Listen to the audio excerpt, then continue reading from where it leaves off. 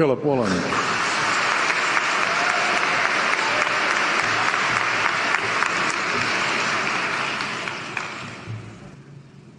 King Lear, late at night on the cliffs, asks the blind Earl of Gloucester, "How do you see the world?" And the blind man Gloucester replies, "I see it feelingly. And shouldn't we all?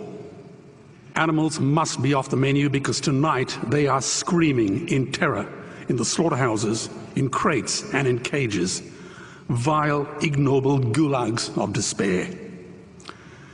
You see, I heard the screams of my dying father as his body was ravaged by the cancer that killed him. And I realized I'd heard those screams before. In the slaughterhouse, their eyes stabbed out and their tendons slashed, on the cattle ships to the Middle East, and the dying mother wail as a harpoon explodes in her brain as she calls out to her calf. Their cries were the cries of my father. And I discovered that when we suffer as equals. And in their capacity to suffer, a dog is a pig, is a bear, is a boy. Meat today is the new asbestos, more murderous than tobacco. CO2, methane and nitrous oxide from the livestock industry are killing our oceans with acidic, hypoxic dead zones. 90% of small fish are ground up into pellets to feed to livestock. Vegetarian cows today are the world's largest ocean predators. The oceans are dying in our time. By 2048, all our fisheries will be dead, the lungs and the arteries of the earth. Billions of bouncy little chicks are ground up alive simply because they are male. Only 100 billion people have ever lived. 7 billion people live today. And yet we torture and kill 2 billion sentient living beings every week. 10,000 entire species are wiped out every year because of the actions of one. And we're now facing the 6th mass extinction in cosmological history.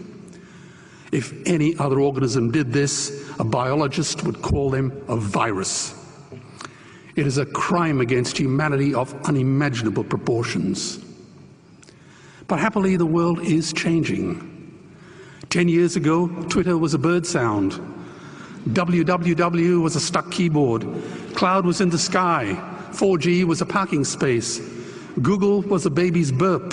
Skype was a typo. And Al-Qaeda was my plumber. Victor Hugo said, "There is nothing more powerful than an idea whose time has come." Well, animal rights today is now the greatest social justice issue since the abolition of slavery.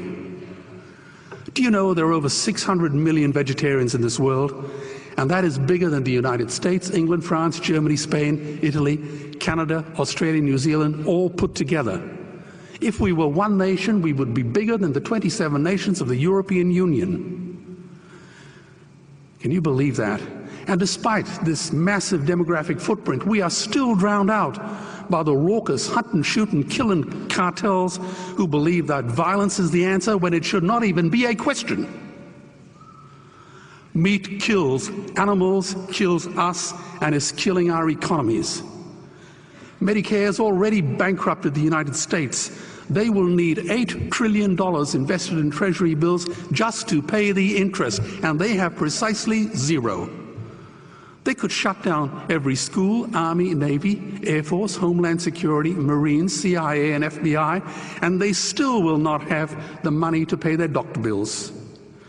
And our Cornell and Harvard say that the optimum amount of meat in a healthy human diet is precisely zero. Water, as you know, is the new oil. Nations will soon be going to war for it. Underground aquifers that took millions of years to fill are now running dry. It takes 50,000 liters of precious drinking water to make 1 kilo of beef. Today, 1 billion people are hungry. 20 million people will die from malnutrition. Cutting meat by only 10% will feed 100 million people, and eliminating meat will end starvation forever. If everyone ate a Western diet, we would need 2 planet Earths to feed us. We've only got one, and she is dying. Greenhouse gas emissions from livestock is 50% greater than transport, as Peter said. Cars, trains, buses, ships, lorries, the whole lot. And as I travel around the world, I see poor countries who sell their grain to the West while their own children starve in their arms. And the West feeds it to livestock so we can eat a steak? Am I the only one who sees this as a crime? Believe me, every morsel of meat we eat is slapping the tear-stained face of a hungry child. When I look into her eyes, do I remain silent?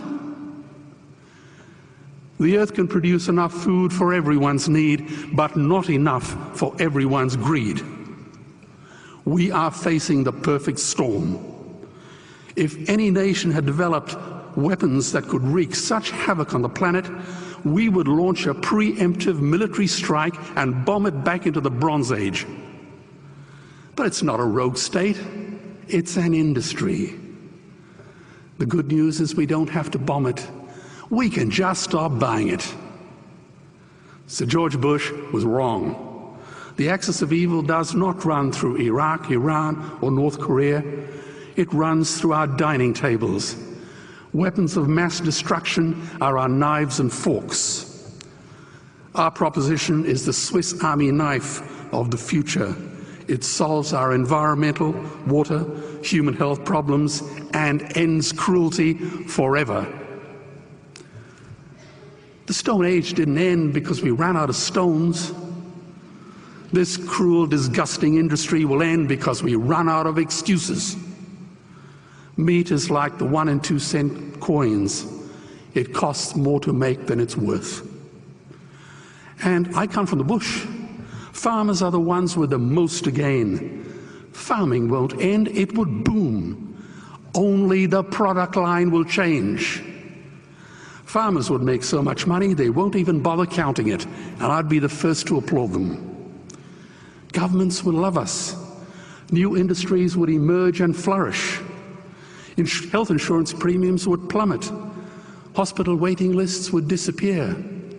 Hell, we'd be so healthy, we'd have to shoot someone just to start a cemetery.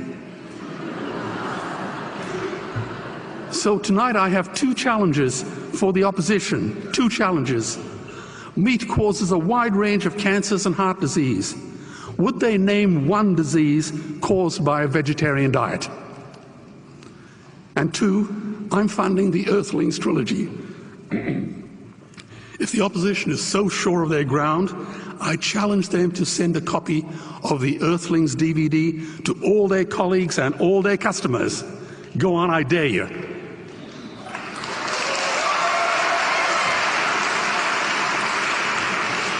Animals are not just other species, they are other nations, and we murder them at our peril.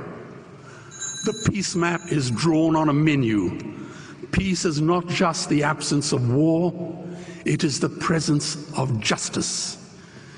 Justice must be blind to race, color, religion, or species. If she's not blind, she will be a weapon of terror. And tonight, there is unimaginable terror in those ghastly Guantanamos we call factory farms or slaughterhouses. Believe me, if slaughterhouses had glass walls, we wouldn't be having this debate tonight. You see, I believe another world is possible. And on a quiet night, I can hear her breathing. Let's get animals off the menu and out of these torture chambers.